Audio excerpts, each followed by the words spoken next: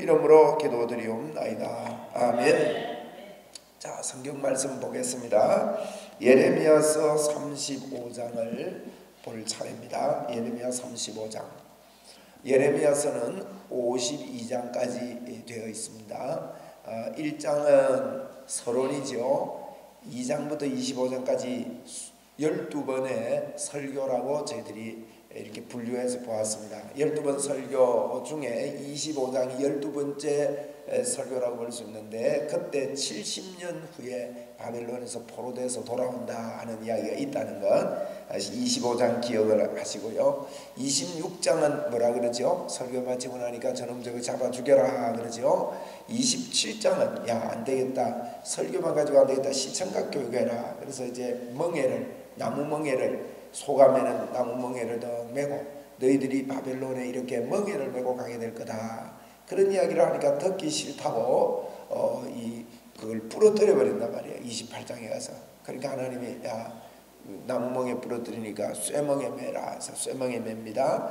29장은 이제 시청각 교육 중에 편지를 써라. 이걸 써서 북방 이스라엘 유다의 북방 사람들, 이미 포로 잡혀간 사람들에게 보내라. 그래서 너희들은 거기서 집을 짓고 결혼도 하고 아이도 낳고 농사도 하고, 왜 70년 동안 살 거니까 거기서 잘 살아라, 믿음을 가지고 살아라, 소망을 가지고 살아라, 이렇게 말씀을 하셨단 말이에요.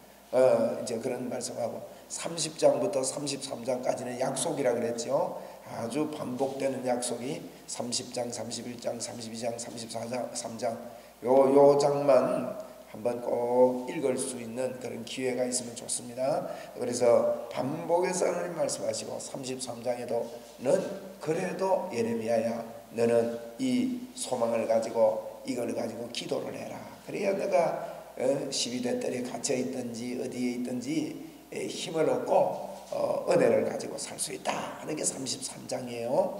34장은 뭡니까? 돌아가지 말아라. 내가 너희들을 넘기겠다. 다시 노비로 너희들이 넘기는 이유, 바벨론에 내가 넘기겠다 그랬는데 왜 넘기느냐? 돌아가 버렸다는 거예요. 그 예를 들었습니다. 노비를 자유롭게 놓아주라고 7년마다 여러분 노비를 놓아줘야 돼요. 놓아주라고 그랬는데 노비를 놓아줬다가 다시 34장 11절입니다. 34장 11절에 후에 그들의 뜻이 변하여 자유를 주었던 노비를 끌어다가 복종시켜 다시 노비로 삼았다. 다시 풀어줬다가 다시 데리고 오는 거예요. 여러분, 풀어준 노비로 데리고 있다가 같이 살 때는 얼마나 편안했습니까? 그런데 풀어줘 보니까 불편하거든. 그래 다시 데리고 오는 거예요.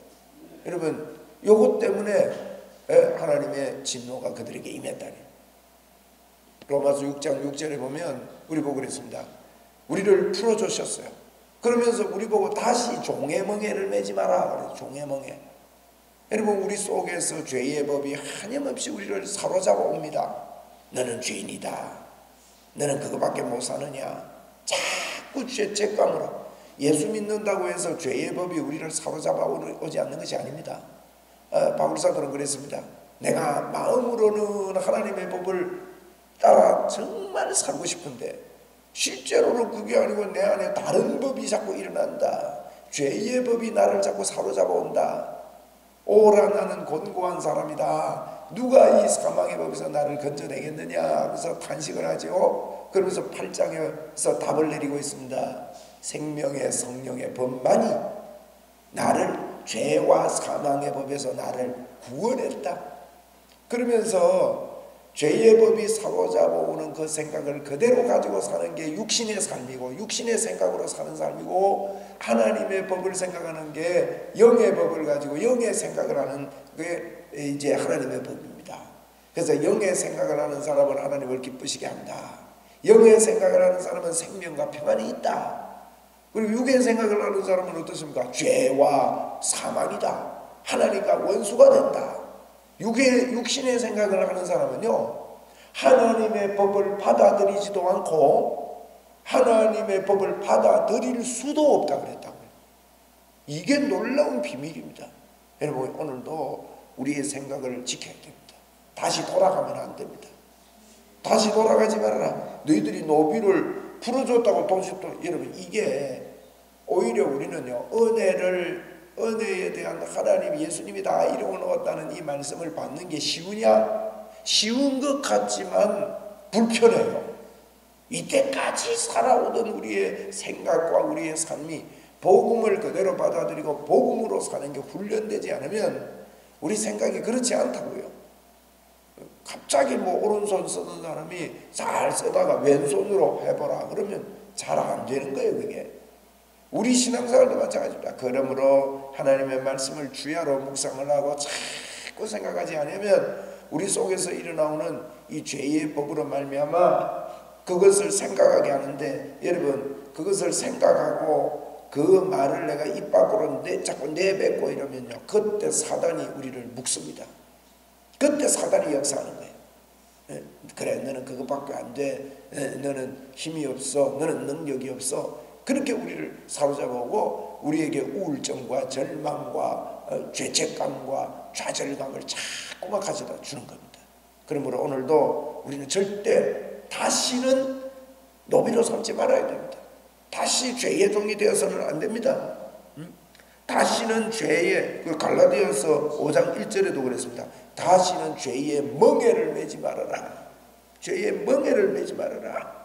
갈라디아 4장 9절에는 너희들이 옛날에 그 몽학 선생을 너희들이 따랐는데 그 몽학 선생의 초보를 다시 돌아가지 말아라. 6장 1절, 갈라디아 6장 1절 같은 데도요, 다시는 너희들이 초보를 걷지 마라 그래서 초보. 그러면서 6가지를 이야기했다고요. 그 초보에 대해서. 그 속에 보면 우리가 이게 신앙생활이 이렇게 하는 거지 싶은데, 여러분 갈라디아 6장 1절 2절을 잘 읽어보시면 우리가 신앙생활이라고 그것을 집중해서 하던 그것을 다시는 밟지 말아라 그랬습니다. 거기 보면 참 우리가 오해할 정도로 6가지를 이야기해요. 그래서 다시는 우리가 돌아가는 거예요. 그럼 35장은 뭐냐? 이런 성경은 이어지거든요. 다시 돌아가는 이들에게 돌아가지 않은 민족 하나를, 그 가문 하나를 소개하고 있습니다. 예레미야 35장에서. 그게 누구냐면 레갑 사람들이라는 사람이에요. 레갑 사람들. 자, 1절에 보세요. 유다의 요시야 왕의 아들 여호야김 때에, 여호야김 때입니다. 이제 이 예레미야서는 순서대로 기록된 게 아니거든요. 시드기야가 나왔다가, 시드기야가 마지막 왕인데 그 앞에 왕이 여호야김이에요. 그 여호야김 때에 하나님의 말씀이 임했는데, 그때도 하나님이 말씀하니까 미리 말씀하는 겁니다. 야, 너희들 레갑 사람들을 한번 봐라. 그래서 예레미야 보고 2절에 너는 레갑 사람의 집에 가서, 레갑 사람들이 살고 있는 집에 가서 그들에게 말하고 그들을 여호와의 집 한 방으로 데려오라는 거예요. 무슨 말인지 아시겠지? 레갑 사람의 집에 가서 예레미야 보고 레갑 사람들을 하나님의 집은 이제 솔로몬이 지었던 이 집이 있는데, 솔로몬이 지었던 그 집을 보면 성소와 지성소만 있는 게 아니고 뺑 둘러보면은 방을 칸칸이 방을 쫙 넣어놨어요. 그 방으로 데려오라는 거예요. 2절에 집 한 방으로 데려와서 뭐 어째랍니까? 포도주를 쫙, 이게 데려와가지고 상을 그득하게 차려서 포도주를 딱 따라서 마시게 해라는 거예요. 이게 접대하는 거예요. 접대. 거기다가 여호와의 집에 데려와서 그러니까 레갑 사람들은 아브라함의 자손이 아닙니다. 이방 사람들이에요. 하나님을 섬기던 사람이 아니다 말이에요. 그걸 데려와서 포도주를 따라 먹어라 이러니까 3절에 보세요. 이에 내가 하바시냐의 손자 예레미야의 아들, 그래서 이제 이들을 아들과 그 형제 그 아들과 모든 레갑 사람을 데리고 온 거예요. 이제 다른 사람들하고 같이 대접하려고 데리고 왔어요. 데리고 와서 이제 축제 분위기를 만들어 가지고 4절에 여호와의 집에 이르러 익다랴의 아들 하나님의 사람 하나님의 아들들의 방에 들였는데, 방 이름이에요. 이건 뭐 좀 어렵게 생각하지 말고 그냥 이 방에 들였는데, 문을 지키는 살룸의 아들 마세야의 방 위에 있는 그 방이었더라. 5절에 내가 레갑 사람의 후손들 앞에 포도주를 먹이라 그랬지, 그죠? 2절에 포도주가 가득한 종지와 술잔을 놓고 마시라. 오늘 기분 좋은 날이다. 마시라. 이렇게 권하며 6절에 그들이 이르되 우리는 포도주를 마시지 아니하겠노라. 레갑의 아들 우리 선조 요나답이 우리에게 명령하여 이르기를 너희와 너희 자손은 뭐라 했다고요? 영원히 포도주를 마시지 말며. 아마 이 레갑의 그 선조 요나답이라는 이 사람이 하나님을 섬겼던 것 같아요. 그래서 이 하나님을 알고 보니 어마어마한 은혜가 우리에게 있다. 너희들은 다 포도주도 마시지 말아라. 그렇게 이야기했다는 겁니다. 그리고 7절에 너희가 집도 짓지 말아요. 또 파종도 하지 말고 포도원을 소유하지도 말고. 이 말은 이 세상에 낙을 붙이고 살지 말고 하나님만 섬기고 우리도 살자, 이 뜻이에요. 그렇게 해라. 그리고 너희는 평생 동안 어디에 살아요? 집 안 지으니까 텐트, 장막에 살아라. 그리하면 너희가 머물러 사는 땅에서 너희 생명이 어떻게 됩니까? 길리라. 이 약속을 우리 선조가 했기 때문에 포도주를 안 마시겠다는 겁니다. 8절에 우리가 레갑의 아들 우리 선조 요나답이 우리에게 명령한 모든 말을 어떻게 했답니까? 순종하여 우리와 우리 아내와 자녀와 평생 동안 포도주를 마시지 아니하며 살 집도 짓지 아니하고 포도원이나 밭이나 종자도 가지지 아니하고 장막에 살면서 우리 선조 요나답이 우리에게 명령한 대로 다 지켜 행했습니다.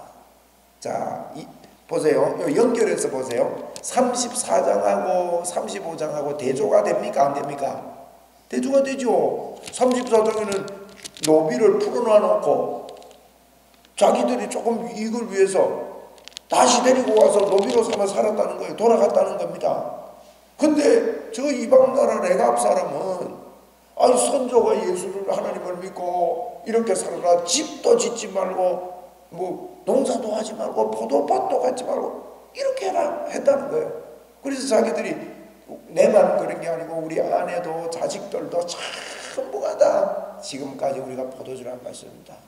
근데 지금 예레미야가 그들을 다 데리고 오고 다른 사람들도 데리고 와서 연회잔치를 베풀어가지고 포도주를 이렇게 따라서 오늘 잔치날인데 기분 좋으니까 한 잔 마시소 이러니까 이 레갑 사람이 마셨어요? 안 마셨습니까? 안 마셨다는 겁니다. 지금 34장의 유다 백성들과의 대조입니다. 너희들의 조그만 그 유익을 위해서 너희들이 좀 편하려고 하나님 중심에 안 살고 자꾸 돌아가고. 여러분, 내 생각이 아무리 그래도 하나님의 말씀이 그렇다 그러면 우리는 아멘하고, 안 그런 것 같아도 그렇게 여겨야 됩니다. 그렇게 여길지어다. 그렇게 여길지어다. 오늘도 여러분, 나는 복받은 사람으로 여겨야 됩니다. 하나님이 나와 함께하는 사람으로 자꾸 여기고 감사해야 합니다. 그래서 항상 기뻐하라, 쉬지 말고 기도하라, 범사에 감사하라, 너는 내게 부르짖어라, 이런 말씀들을요 그렇게 여기고 살아야 됩니다. 그 술국은 몰래 한잔하고, 여러분 술국은 몰래 또 한잔 한들 또 어때요? 그런데 이걸 지켰다는 거예요. 그래서 보세요. 10절에 보세요. 장막에 살면서 우리 선조 요나답이 우리에게 명령한 대로 어떻게 했다고요? 다 지켜 행해야 돼. 우리 성경에 보면 너희는 이 말씀을 다 지켜 행하라 이런 말씀들 나오죠. 그러니까 11절입니다. 11절이 이것도 키입니다. 그러나 여기 34장 11절도 너희들이 노비로 다시 삼았다. 이것도 굉장히 중요한 키인데 35장 11절도 그러나 바벨론의 느부갓네살 왕이 이 땅에 올라왔을 때 우리가 말하기를 갈대아인의 군대와 수리아인의 군대를 피하여 어디로 가자고요? 예루살렘으로 가자고 우리가 지금 예루살렘에 들어와서 살게 된 것입니다. 옛날에는 장막 짓고 밖에서 살았어요. 근데 어려움이 오니까 예루살렘으로 가자 해가지고 하나님의 성 예루살렘으로 들어왔다는 겁니다. 여러분, 이게 무슨 말이냐? 여러분, 재산이 있었으면 쉽게 들어올 수 있었겠습니까? 그죠? 세상에 낙을 들고 살지 않으니까 어려운 일이 오니까 피할 길이 오더라는 거예요. 그래서 그들이 뭐 연연할 게 있어야지. 전쟁이 일어나니까 예루살렘이 뭐냐? 예루살렘은요, 신부. 우리가 크게 보면 예루살렘은 요한계시록에 가면요, 어린 양의 신부를 보이리라. 그러고는 하늘에서 새 예루살렘 성이 내려와요. 어린 양의 신부가 새 예루살렘입니다. 우리를 두고 하는 양이에요. 그 예루살렘이 어떻습니까? 12 진주문이 있대요. 그 정도로 12이라는 말은 하나님의 수지요, 완벽한 아름다움을 이야기합니다. 우리가 24 그 12 보석으로 꾸며져 있어요. 그 12 보석이 뭐냐? 하나님의 가슴에, 제사장의 가슴에 12 보석을 새겨놨거든요. 우림과 둠이 12 보석을 새겼는데 이 12 보석이 하나님의 가슴에 있는 자들이 우리가 이 예루살렘으로 들어왔단 말은 그런 의미를 포함하는 거예요. 어떤 일이 벌어지니까 뭐 포도밭이 있습니까? 농사하는 게 있습니까? 텐트인데 뭐 집인데 뭐 걷어가 가자, 빨리 가자. 이 피할 길이 있었다. 자, 이런 이야기를 레갑자손을 두고 34장 너희들은 노비를 풀어주려 했지만 도로 노비로 삼고 다시 종로로 가지 말라 그래도 자꾸 종으로 돌아가는 거예요. 할렐루야. 우리 정기우 집사님 다시는 종으로 돌아가면 안 됩니다. 또 그런 데 간단다. 저 양반은 만날 그런데 그거 없어져야 돼. 왜 자꾸 내 생각에 그런데 나는 자꾸 이러고 가는 거예요. 그런데 하나님의 말씀에 그랬습니다. 이렇게 가야 됩니다. 이분들이요, 평생 포도주를 먹지 않았대요. 내 생각을 버리고 하나님의 말씀을 붙잡아요. 12절에 보세요. 그때 여호와의 말씀이 예레미야에게 임하니라. 만군의 여호와 이스라엘의 하나님께서 이와 같이 말씀하니라. 너는 이제는 가서 유다 사람들과 내 말을 들으며 교훈을 받지 아니하겠느냐? 너희가 내 교훈을 받지 아니하겠느냐? 그들에게 이렇게 일러라는 거예요. 여호와의 말씀이니라. 레갑의 아들 요나답이 그의 자손에게 포도주를 마시지 말라고 그 명령한 말이 14절이죠. 그 실행되었도다. 그들은 그 선조의 명령을 어떻게 했다고요? 순종하여 오늘까지 마시지 아니하였거늘 내가 너희에게 말하고 거기에 뭡니까? 끊임없이 말해도 너희는 내 말에 순종하지 아니하는도다. 얼마나 끊임없이 이야기합니까? 또 이야기하고. 저는 성경을 보니까 같은 이야기를 계속하는 겁니다. 이거 같은 이야기 계속하는 거예요. 같은 이야기.